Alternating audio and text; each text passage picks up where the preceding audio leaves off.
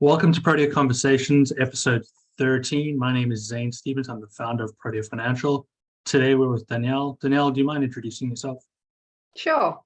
I'm Danielle du Preez. I'm a manager at Protea and I'm based in the South African office. Thanks. Newly promoted to manager, correct?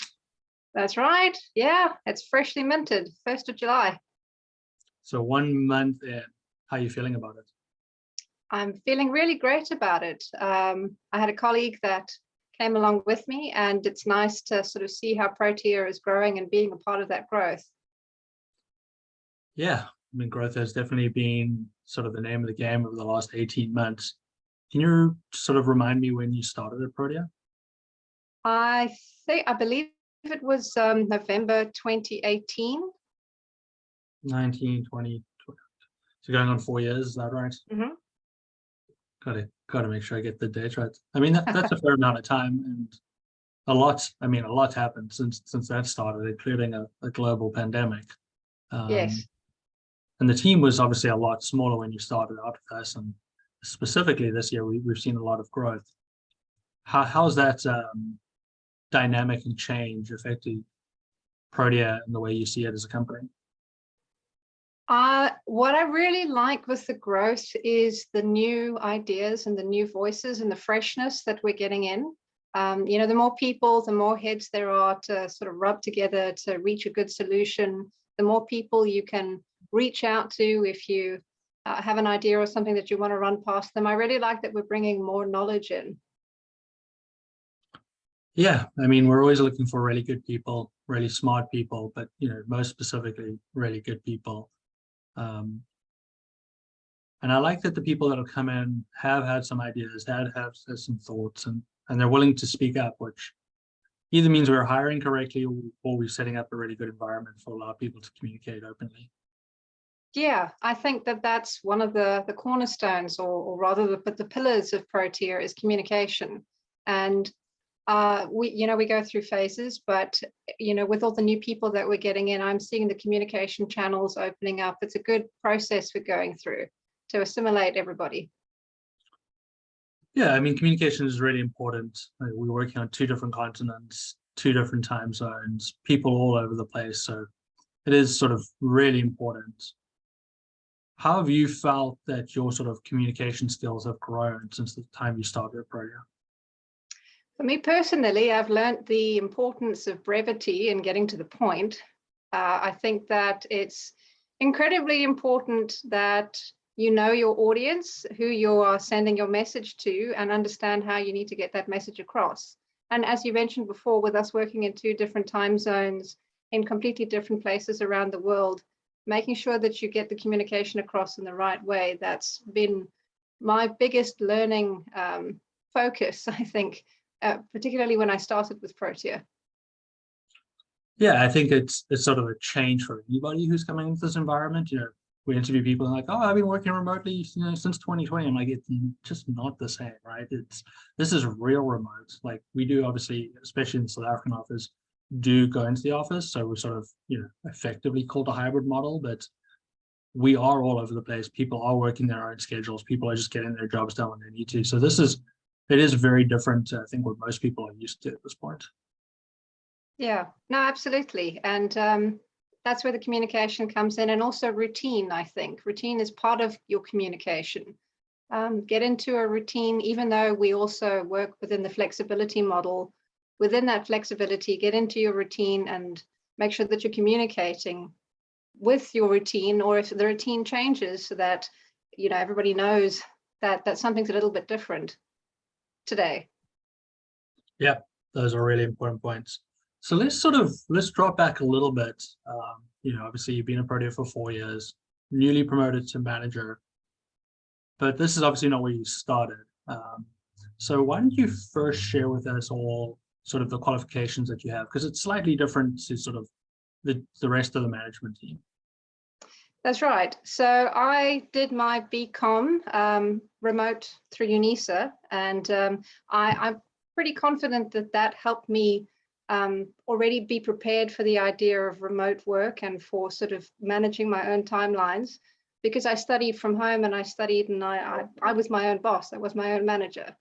So I did my BCom through UNISA. I then did my articles for a professional accountant with the South African Institute of Professional Accountants, with a small audit firm in Port Elizabeth. And part of what I like about that journey is, because I come from a smaller audit firm background, I feel like I have had a hand in a lot of pies. A lot of fingers in a lot of pies. I've got experience with the bookkeeping and the processing and the management and the review and the audit side. So when I moved over to Protea after that position, I felt like I was in a pretty good place with a pretty good background to slot into what Protea needed from me when I first came on board. Yeah, you definitely came in with a very well-rounded background, coming from this sort of medium-sized firm.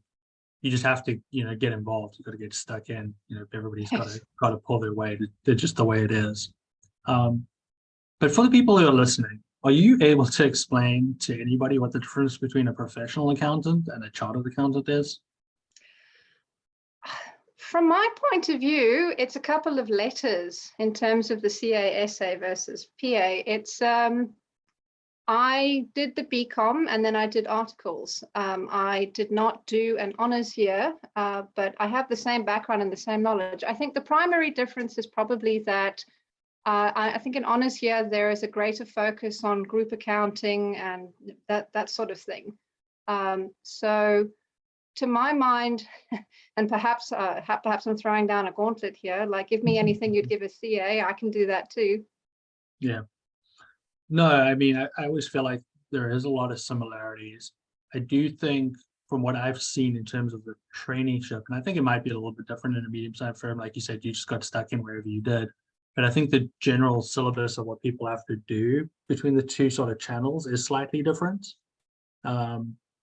In terms of what core competencies I expect that firm to take off for you. Like, I think that's probably the biggest portion. So it all comes down to like an education.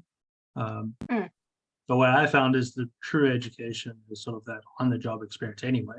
And Yes. what does that piece of paper mean? Even my journey is very different to anybody else that was at KPMG, because I took on the small clients. I was wanting to be busy, and I got to do bookkeeping. I got to do all sorts of different weird and wonderful things. And I always feel like I'm a little bit more well-rounded than a lot of my peers were. Hopefully they're not watching this and come after me as well. But I think it does come down to experience is most important. And, both qualifications require their professional development. And sometimes I think CIPA is even a little bit more stringent than the CICA one is. I mean, I can sign a piece of paper with CICA to say I've done my training, and they're happy with that. And CIPA, you actually have to show the numbers. So it seems like a little bit more stringent from that standpoint, which, they're playing the sort of the ugly stepchild in qualifications at this point still. So I think that's part of what they want to make sure their people, stay on top of things. Yeah, no, I agree. I've always found that CIPA's got a pretty definitive and rigorous idea of what they want in terms of CPD. And it's just something that's instilled in me continuously, because I'm used to it with CIPA. With constantly, I have to hit certain targets with my professional development and making sure in order to retain the qualification. So I definitely agree that CIPA has got pretty stringent continuing CPD requirements. Great. So you coming to Protea, and you sort of mentioned the communication. And for those who don't know, that was a little dig from Danielle at me in terms of communication, which I'm fine with.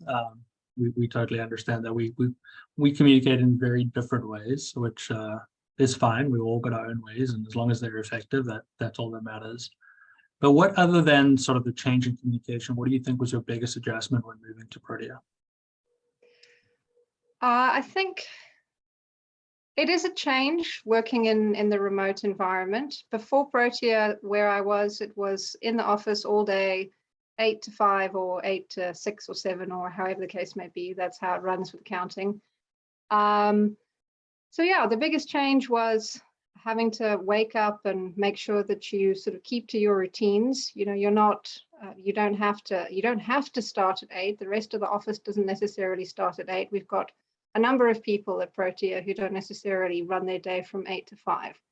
So yeah, so I think that was the biggest thing, was being in charge of your own clock in, your own time. And yeah, that was really it. How do you find managing people that are working on sort of different schedules? I think, as I said previously, get to know their routines. And once you've got that, it becomes well, not easy, but it becomes, you have a system for managing, because you can see within the routine how that person's day is going. If they've started a little bit earlier, maybe they've got something going on that they need to get a little bit of extra time in for a project or something like that. Okay, what's been your favorite part of working at Protea? I have really enjoyed how I've grown as a person. You say that I had a dig at you with the communication thing, but that's not the case at all. It's it was a really, really good lesson to learn that just because this is how I understand what I'm saying doesn't mean that everybody else does. So I feel that I have grown enormously as a person since I started with Protea. Protea places a really big emphasis on continuing self-learning. We have a certain number of hours that we're given every month that we get to go and actually find self-learning topics which help us to grow as people within Protea on the technical side, but also on the soft skills side. And I can see this happening with people that join Protea as well. It's really, really great watching somebody new join, start to understand, then they hit to a point where they need to learn a little bit more, and then the materials and the resources and the time is there for them to do that. So yeah, I really, really enjoy how much I have grown with Protea, which just continues to grow at a rate that delights and surprises. It's astronomical how much we've grown in the last 4 years. Yeah, that's it surprises me every single day, but we try to stay humble and we keep working hard and try to give the best product to our clients, and hopefully that continues to pay off. So what is your biggest lesson that you can give to any person starting out in the accounting industry? Basics are important. I find that sometimes when I'm battling to wrap my head around how I should account for something, if I just go back down to drawing T accounts, sometimes it's as simple as that. Just work through the transaction, what makes sense. So, make sure that you understand the basics, and then make sure that it makes sense. Whatever it is that's in front of you, make sure that it makes sense. Don't just accept that because the recon is saying 0 at the end. If it doesn't make sense, it doesn't make sense. Drill down and have a look at it. Trust your judgment. Yep, sticking to the basics is a really great lesson. Danielle, thank you so much for your time today. It was really great to have you on Protea Conversations. Thank you, Zane. Great to be here.